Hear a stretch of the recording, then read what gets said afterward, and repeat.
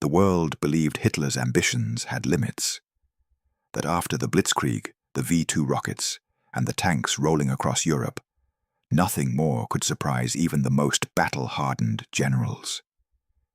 Yet paradoxically, in secret laboratories hidden from the eyes of allies, and even most of his own officers, Hitler envisioned a weapon so devastating that it could have altered the course of history, and then abandoned it. Why would the architect of global destruction halt his own project when victory seemed within grasp? The story begins in the heart of the Third Reich, deep beneath a forest outside Berlin.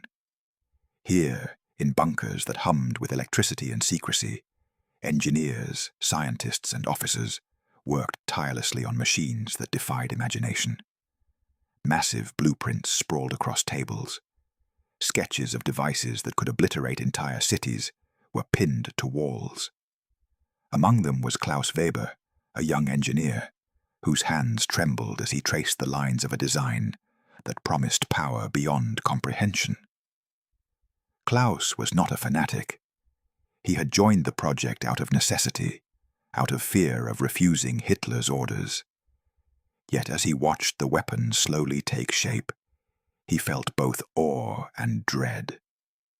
The paradox was irresistible.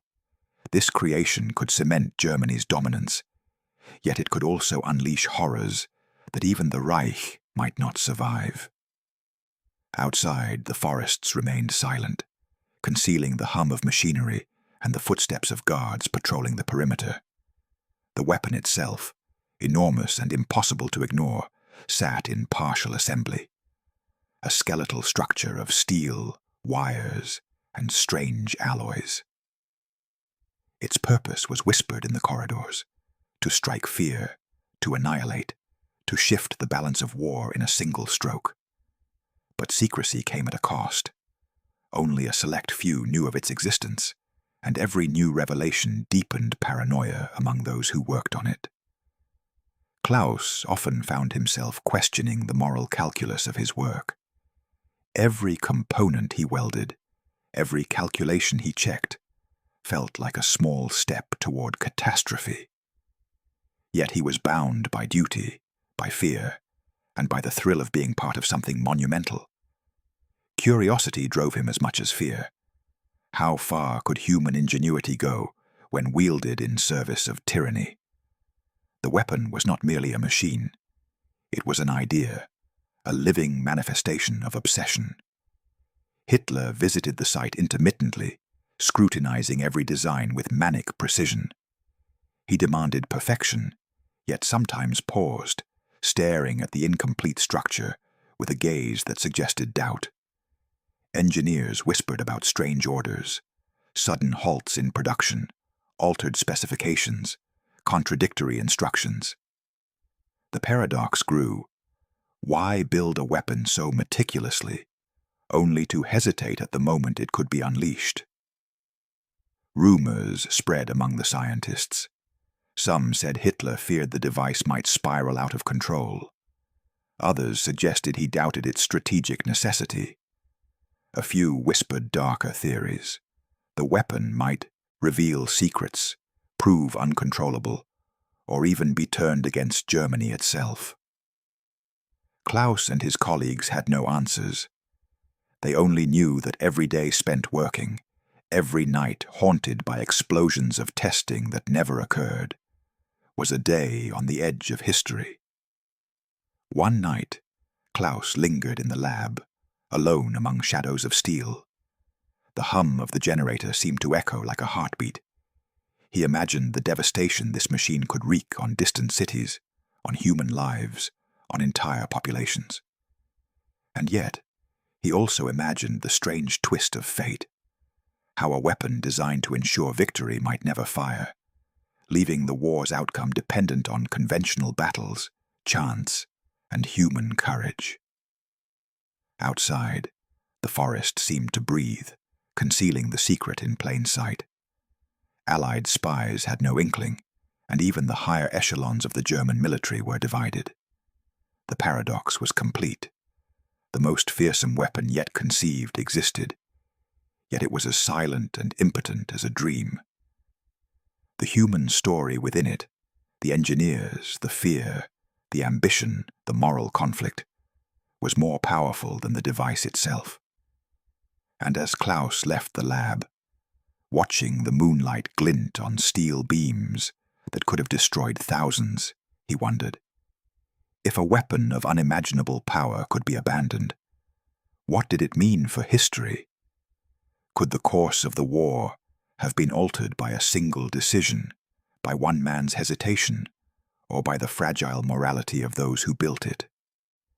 The answer remained unknown, hidden in the shadows of a forest, in the pages of classified documents, and in the memories of men who lived to tell a story that the world almost never heard. History records Hitler's campaigns, his tanks, and his bombs. But what it often ignores is the weapon that never fired, and the human choices that kept it from doing so. Imagine a weapon so powerful, so meticulously designed, that it could have leveled entire cities in a single strike. And yet, Hitler never used it. The question isn't just why, but what happened in the shadows that made this machine lie dormant while Europe burned. Deep beneath a dense forest outside Berlin, the lab was alive with whispers, humming machinery, and the quiet terror of men who knew too much. Engineers moved with precision, adjusting dials and examining schematics, while guards patrolled in tight formations. Every visitor was scrutinized, every secret sacred. And among the engineers was Klaus Weber, whose hands now trembled not from awe, but from fear. Fear of what they were creating, and fear of what might happen if it fell into the wrong hands. Klaus wasn't alone in his dread. Across the lab, Dr. Liesel Hartmann, a physicist whose brilliance rivaled any mind in Germany, debated the feasibility of the weapon with officers. Her voice, calm yet intense, cut through the tension. If we complete this, it will be unstoppable. But who controls it? And who decides when it fires? Her words were almost prophetic, unnoticed at the time, yet they would echo in history as the silent moral anchor of the project.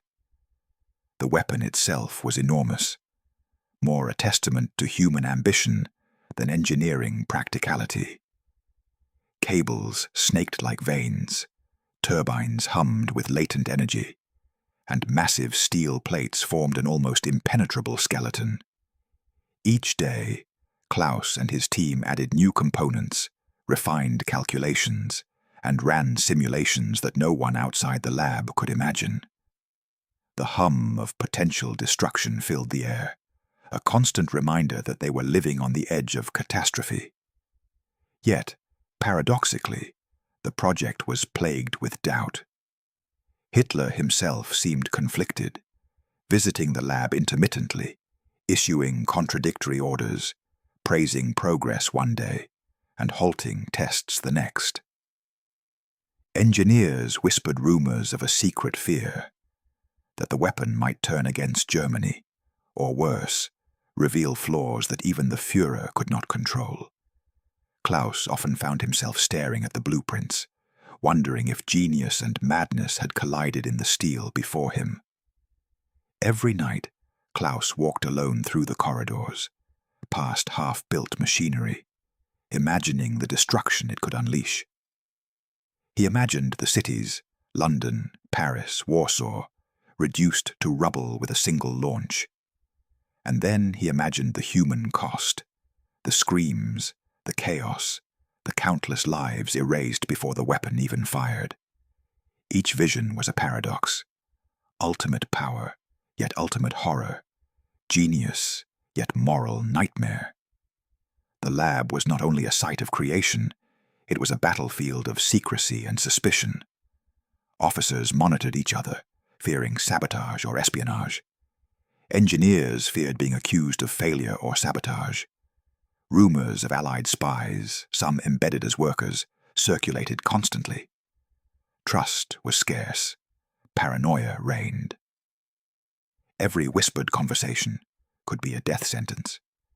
Every misstep could unravel months of work, or worse, end in execution. Then came the tests. Not live launches, but prototypes, experiments, and simulations.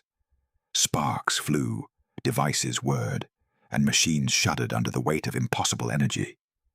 Yet every test revealed small flaws, subtle imbalances, components that refused to function as planned. The weapon, though awe-inspiring, remained imperfect. Every success was tempered by new problems, tiny miscalculations that might make the difference between victory and disaster. Even within this frenzy, human drama unfolded. Klaus formed an uneasy alliance with Liesel, sharing secrets, fears, and small jokes that punctuated the suffocating tension. In the shadows, soldiers debated loyalty, whispering about the morality of the project, the futility of victory if the world itself would burn. Curiosity and terror danced together in the lab, creating a psychological pressure as intense as the energy stored in the weapon itself. Klaus and Liesel stepped out of the lab into the chill of the forest night. The enormous structure behind them seemed almost alive, silent yet brimming with the promise of devastation. They exchanged a glance, one filled with awe, dread, and unspoken questions. Somewhere deep within the steel skeleton of the weapon, secrets waited, humming quietly, daring anyone to unlock them.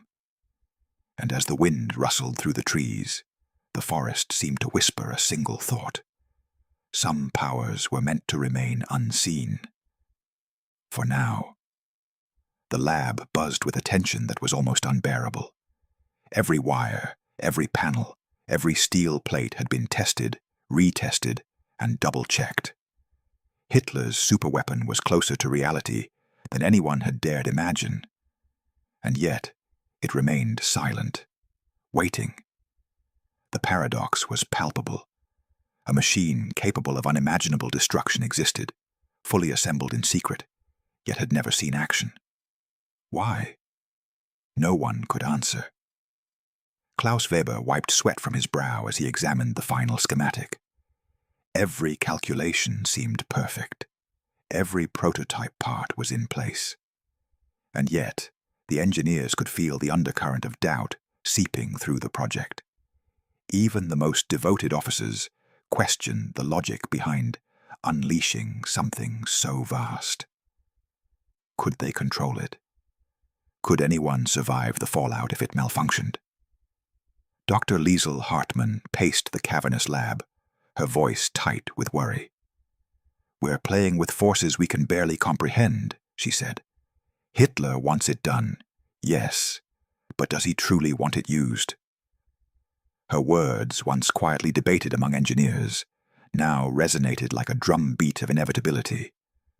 The weapon was complete, but its purpose remained uncertain.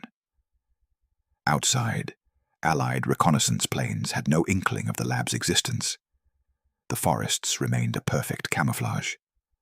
But within the walls of steel and concrete, paranoia ran rampant. Every team member wondered, was there a spy among them? Could a single misstep unleash disaster before the weapon ever fired? Fear and obsession coexisted, driving men to exhaustion. Some slept on tables, others scribbled notes obsessively, while Klaus and Liesel often stared at the massive structure in silence, imagining the destruction it could unleash. The first tests had been modest, a spark here, a vibration there.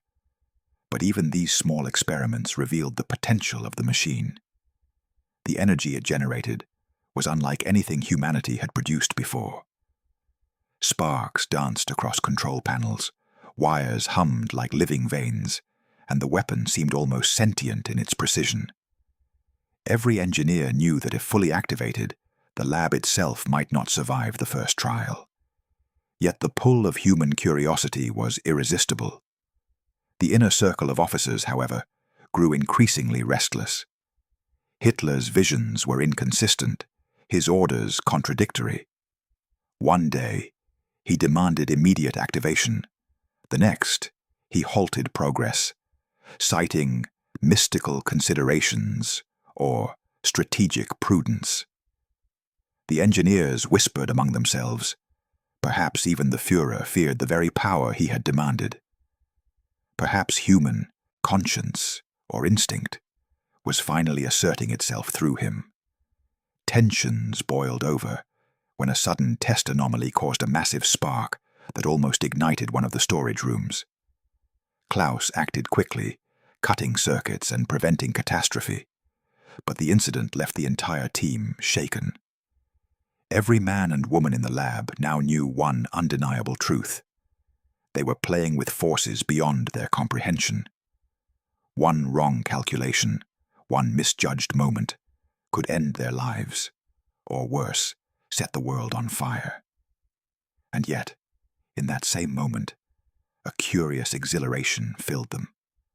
The paradoxical thrill of building something so powerful, so dangerous, was intoxicating. They were standing at the edge of history, witnesses to human ingenuity at its peak.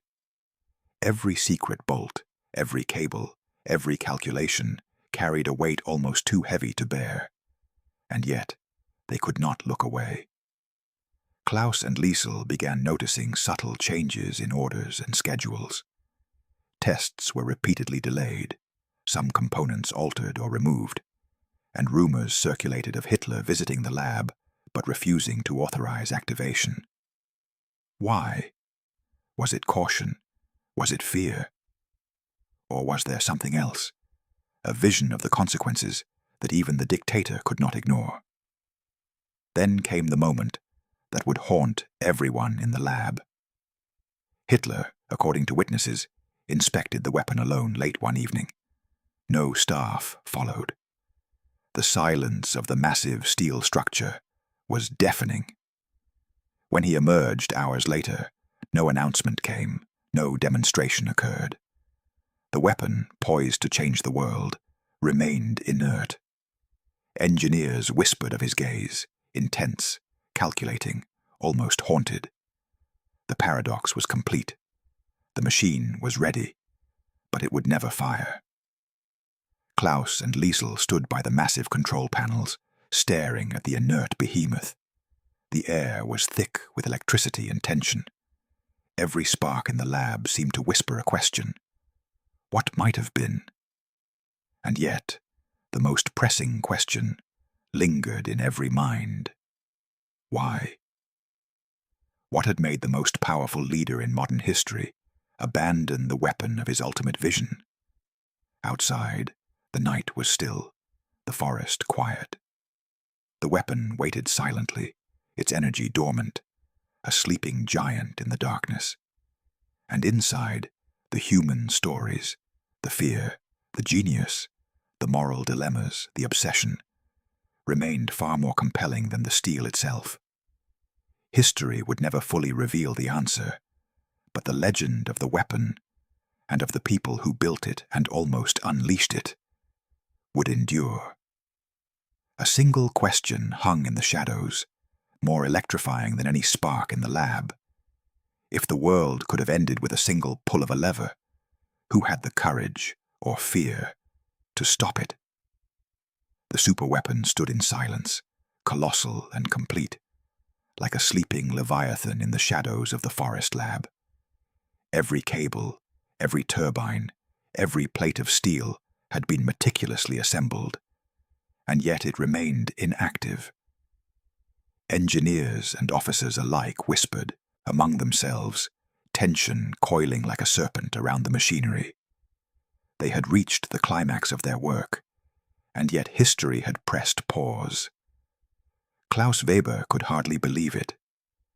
Months of sleepless nights, terrifying experiments, and moral torment had brought them to this precise moment. And nothing happened. Not a spark, not a test, not a launch. The weapon, a machine capable of reshaping the world, remained inert. How could the dictator, the man who had demanded total domination, halt progress at the final hour? Dr. Liesl Hartmann, standing near the main control panel, finally voiced what everyone feared. He's decided not to use it. But why? Her voice trembled between relief and disbelief. Engineers, once consumed by adrenaline, now felt a hollow tension, like standing on a cliff, unsure whether they had just survived or narrowly avoided disaster. Inside Hitler's mind, according to whispered accounts and post-war testimonies, an unimaginable calculation had occurred. He weighed potential victory against catastrophic consequences, strategy against instinct, and genius against paranoia. Perhaps he feared the weapon's power might spiral beyond his control. Perhaps he realized that annihilation, even if temporary, might ultimately doom Germany. Or perhaps, in a rare flicker of conscience, he hesitated. Whatever the reason, the decision was made. The weapon would not fire. In the lab, rumors erupted. Officers speculated, engineers whispered, and soldiers cast uneasy glances at the massive steel machine that could have ended cities in an instant.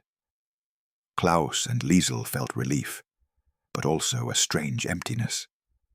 All that brilliance, ingenuity, and risk had been for a weapon that would never test its full potential.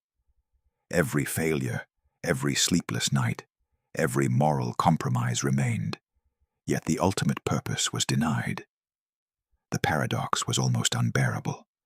They had achieved the impossible, creating a machine capable of destruction beyond imagination, only to have it left dormant. Was it salvation, or was it frustration? The engineers felt both. And in that tension, curiosity thrived. What might have happened if Hitler had pulled the lever? What cities might have been erased? What history might have been rewritten in a single instant? Meanwhile, fear lingered like a shadow. The Nazis, known for brutal discipline, had not punished the team for halting tests or perceived delays, but the weapon's dormancy did not guarantee safety.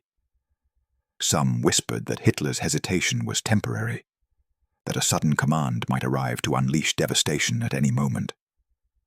Klaus and Liesl worked with a new edge, tension mixing with adrenaline, fully aware that even in inactivity, the weapon cast a long and oppressive shadow over their lives.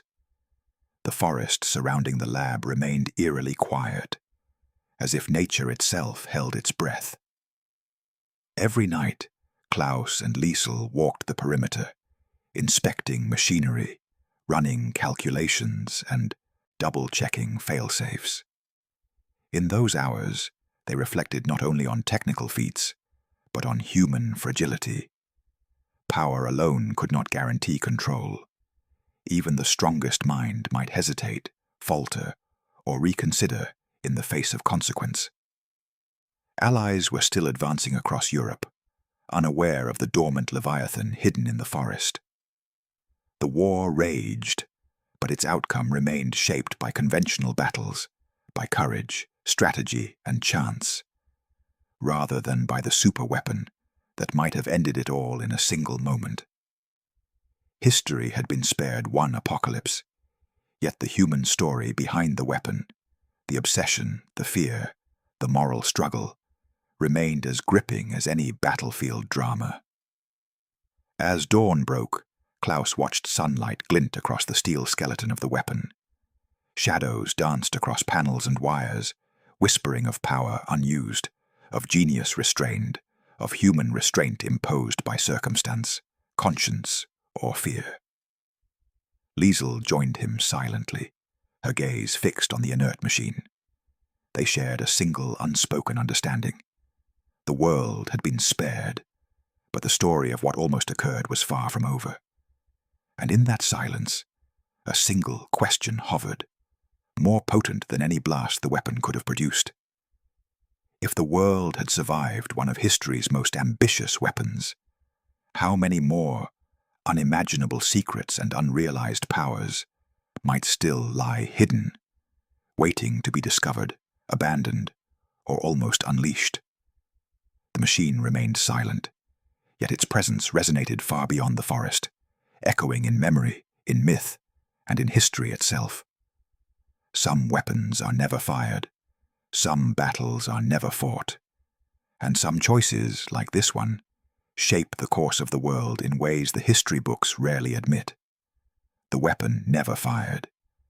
The colossal machine, a monument to ambition, obsession, and human ingenuity, remained silent, dormant, and hidden beneath the forest. Yet its story did not end with inaction. In fact, the consequences of its existence, its very presence, shaped the minds, the lives, and the history of those who dared to build it. Klaus Weber walked through the deserted lab, sunlight filtering through the cracks in the concrete ceiling. Dust settled on the steel skeleton of the weapon, and the hum of electricity was gone, replaced by an almost sacred silence. For Klaus, the relief was tangible, but so was the weight of what could have been. Every calculation, every sleepless night, every moral compromise. Had it been for nothing, or for everything? Dr. Liesel Hartmann joined him, her gaze lingering on the dormant machinery. "We survived," she said softly. "But imagine if history had been different. Imagine the cities, the people." Her voice trailed off, leaving Klaus to fill in the horrors. The human cost of potential destruction weighed heavier than any technical challenge they had faced. The paradox of the superweapon endured. Hitler had abandoned it, yet the world was forever marked by its existence. Its completion demonstrated the limits of human control, the dangerous marriage of genius and obsession, and the terrifying idea that history can pivot on choices made in secret. No textbooks would fully capture the fear, the ambition, and the near misses that defined this story. The engineers, officers, and soldiers who had worked on the project carried invisible scars. Klaus, for one, had seen firsthand how power could intoxicate, how secrecy could suffocate, and how morality could conflict with duty. Liesel, too, reflected on the delicate line they had walked, between creation and annihilation, between loyalty and conscience. For them, the weapon's silence was both salvation and burden. Across Europe, the war raged, oblivious to the giant that had never roared. Cities burned, armies clashed, and millions suffered. But the superweapon remained untouched, a testament to restraint, hesitation, and the limits of even the most obsessive ambitions. Its existence was a silent pivot point. One decision, one hesitation, had spared the world unimaginable devastation. Yet the story was not just about restraint. It was about human curiosity, courage, and fragility. Klaus and Liesel had witnessed history from a vantage few could imagine. They had seen the edges of power, the brink of catastrophe, and the moral choices that define humanity. Their survival was not just personal, it was symbolic. It reminded the world that even in the darkest corners of obsession and war, human conscience can prevail. The forest, once a haven for secrecy, eventually reclaimed the lab. Nature encroached, moss grew over steel, and roots twisted around foundations. But the memory of what had been built, what had almost been unleashed, lingered like a ghost. Researchers decades later would stumble upon fragments, blueprints, and testimonies, but the full story remained elusive. The weapon, silent and abandoned, had become legend. And yet, the ultimate question endured. What other machines, other plans, other inventions were abandoned or hidden in the shadows of history, their full power never revealed? The superweapon had never fired, but its legacy lived on in whispers, myths, and the minds of those who understood its potential. History may forget the engineers, the tests, the sleepless nights, but the idea that humanity almost wielded such power would never be erased. Klaus and Liesel left the forest one last time, their memories etched with every wire, every spark, every moral quandary. They had survived the tension, the obsession, and the fear. The world had survived with them. And in that survival, they recognized a truth as paradoxical as the weapon itself. Sometimes, the greatest wars are not fought on the battlefield, and the most powerful machines are the ones that never fire. The abandoned superweapon became a shadow in history, a reminder that human ambition is limitless, yet fragile, that genius can be both destructive and restrained, and that the decisions of a few can shape the fate of millions.